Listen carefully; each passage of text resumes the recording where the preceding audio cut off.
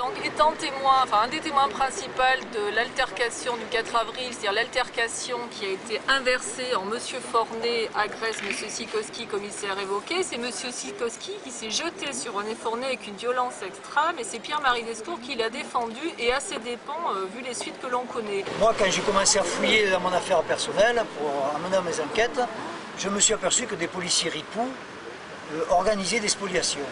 Et donc je me suis constitué partie civile dans une des affaires d'un des policiers qui avait revendu pour 600 000 € 20 000 fichiers personnels, c'est-à-dire les fichiers de Monsieur Tout-le-Monde. Et donc je me suis rendu compte qu'en fait ce gars-là bénéficiait de protection. Par exemple, pour ces 600 000 €, il a été condamné seulement à 3% d'amende. C'est-à-dire en gros, quel braqueur de banque on lui demanderait de restituer que 3% du butin qu'il a encaissé. Psychiatriquement et psychanalytiquement, je crois que c'est eux les paranoïaques et ce n'est pas nous. Nous sommes beaucoup plus réalistes, nous sommes sur Terre.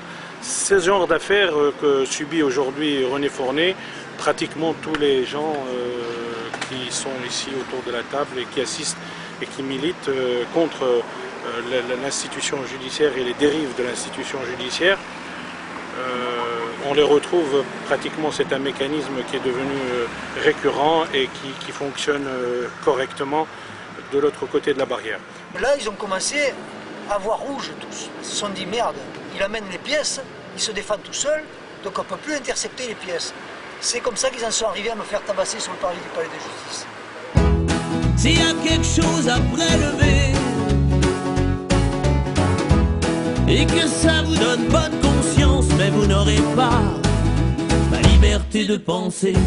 C'est rendre la vie impossible à un justiciable, à transformer le justiciable victime en coupable et en se basant sur le principe suivant, c'est que la justice ne juge que du papier.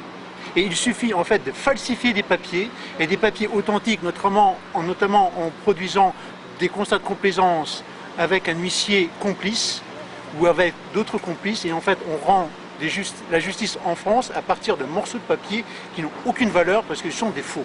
Aujourd'hui ici, en fait, ce que nous demandons et la revendication, c'est cette discrimination à l'accès à la justice de tous les citoyens et de tous les justiciables, que ce soit français ou étrangers, parce qu'on n'a pas beaucoup d'étrangers parmi nous ici, mais les étrangers sont grugés dans tout ce qui est copropriété, dans toutes les opérations contre les syndics, etc. Je ne pouvais pas attaquer Sikowski, je fais que 65 kilos. Il est prof de karaté dans la police, 95 kilos, donc c'est impossible. Donc il fallait prendre parmi les témoins un coupable. Et donc ils ont pris Descours, le gars qui est venu me porter secours pendant qu'il était en train de me tabasser au sol. Alors ce que je veux dire ici, parce qu'aujourd'hui on dit que la justice ne fonctionne pas, il y a un dysfonctionnement, on dit qu'il y a un dysfonctionnement. Moi je dis que la justice fonctionne, mais pour un groupe d'élus. Et c'est ça ce qui est malheureux, c'est que la justice aujourd'hui, elle n'est pas pour tous. Donc malheureusement, ils n'ont pas eu de bol, parce qu'il y avait quand même d'autres témoins qui sont allés déposer à Montélimar.